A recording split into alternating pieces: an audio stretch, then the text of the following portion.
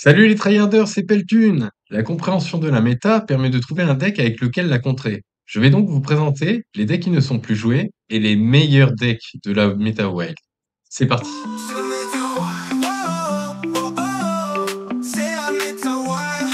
Au niveau des decks qui ne sont plus joués, on retrouve le Chevalier de la Mort qui est trop faible par rapport aux autres classes.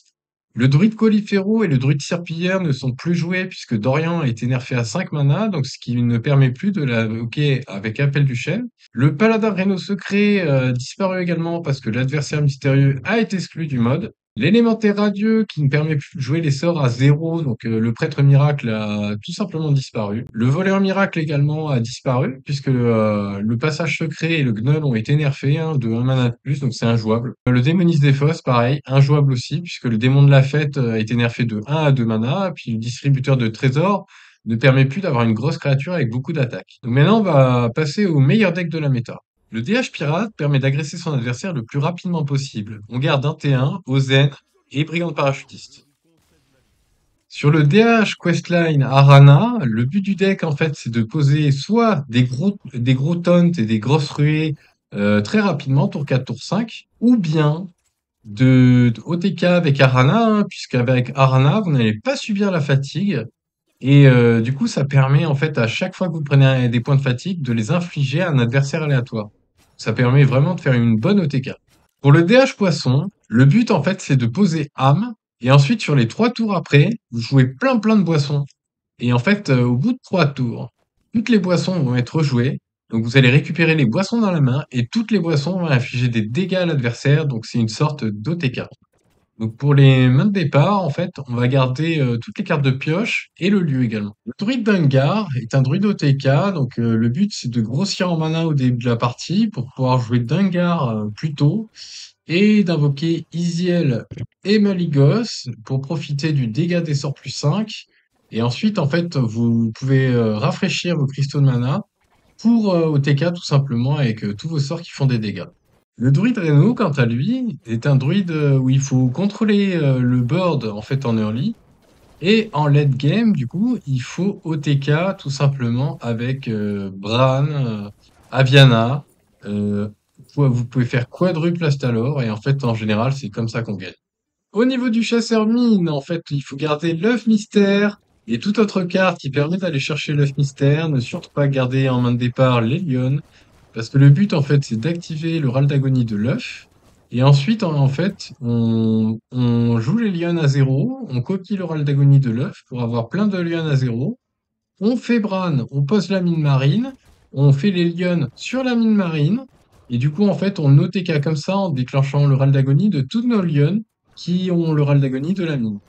Pour le mage freeze, le plan de jeu c'est de geler l'adversaire et de faire des blocs de glace d'affilée pendant toute la partie pour tenir jusqu'à la combo, donc de copier la potion d'illusion ou de récupérer la potion d'illusion de ETC pour faire Romaf à l'infini, jeu de lumière à l'infini et donc d'OTK l'adversaire.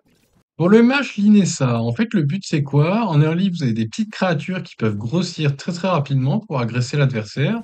Et en mid-game, en fait, vous avez la flamme que vous pouvez copier, qui va infliger plein de points de dégâts à des adversaires aléatoires. Et en fait, vu que vous avez plein de petits sorts qui vont coûter pas cher, et ben en fait, vous allez tout simplement détruire son board et l'OTK. Au niveau du match suite de quête, alors le but en fait en early, c'est de garder les sorts de pioche pour pouvoir piocher rapidement. Ensuite, de jouer sort de feu, sort de givre, sort d'arcane pour compléter notre suite de quête. Ensuite, du coup, on chope le T5 qui permet d'avoir dégâts des sorts plus 2, puis après on bombarde avec les boissons et puis autres sorts qui font des dégâts.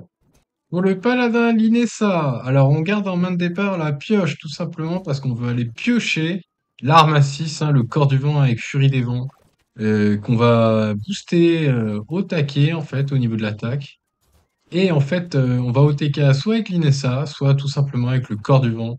Et on a également du coup Pipsy qui va invoquer Zileax, Amitus, et vous connaissez, hein. Donc c'est complètement fumé. Vous pouvez avoir de la réduction en plus pour l'invoquer plus tôt, donc voilà. Pour le prêtre cochon, donc le prêtre épée des 1000 vérités, on veut garder en main de départ tout ce qui pioche les cochons ou qui donne de la réduction de mana, tout simplement pour être le plus rapide possible, pour invoquer nos 7 cochons, les tuer, Et ensuite avoir l'épée des 1000 vérités 15-3 qui permet de casser tous les cristaux de mana de l'adversaire, ce qui permet de l'empêcher de jouer et de le tuer en 3 tours. Le prêtre ombre aggro est un deck ultra agressif dans lequel il faut garder un pirate T1, les brigands parachutistes, et le but c'est quoi? C'est de gagner le plus rapidement la partie. Pour le prêtre ombreno, donc il s'agit d'un deck contrôle dans lequel on veut choper les deux Rasa, donc une Rasa pour réinitialiser votre pouvoir héroïque dès que vous allez jouer une carte, et l'autre Rasa pour avoir le pouvoir héroïque à 0. Donc tout simplement faire une mitraillette de dégâts avec votre pouvoir héroïque. Et c'est un deck qui est plutôt sympa à jouer puisque c'est l'un des plus forts rénaux en ce moment. Le voleur Alexstrasza est un deck OTK dans lequel en fait il faut faire l'esprit du requin qui va doubler votre cri de guerre avec Alexstrasza qui va infliger 16 dégâts fois de 32 dégâts, qui peut même infliger beaucoup plus. Donc le but en fait de ce deck c'est de partir en combo le plus rapidement possible, idéalement T4 T5. Le voleur double crochet. Alors, le voleur double crochet, le but c'est quoi? C'est en early d'agresser ou de répondre aux agros par du pirate, des petits pirates. Vous allez invoquer plus que 7 pirates. Et en late game, du coup, vous avez Bran, vous avez capitaine double crochet pour soit voler le deck, soit voler la main, soit voler le board de votre adversaire. Et ensuite, du coup, vous pouvez remettre des capitaines double crochet dans votre deck pour recommencer la combo.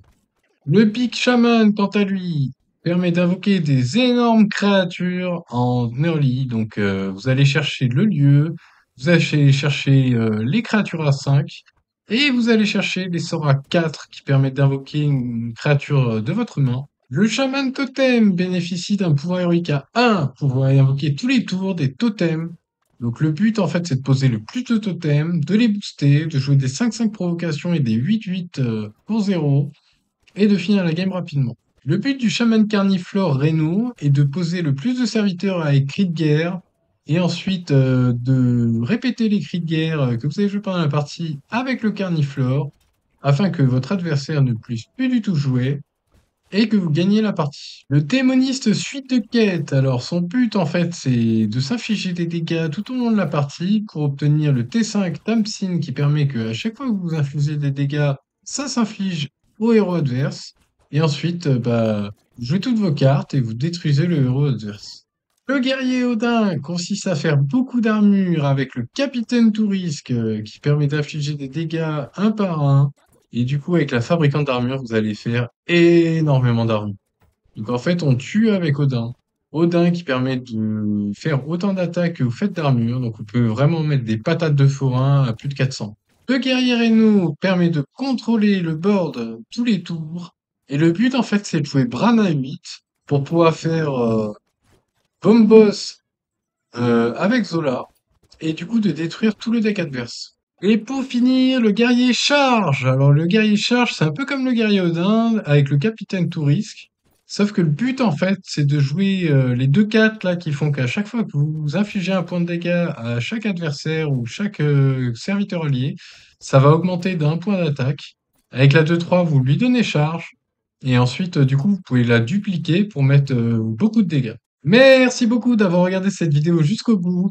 Si vous voulez me soutenir, vous pouvez me mettre un petit pouce bleu, mettre un petit commentaire pour vous dire ce que vous en avez pensé.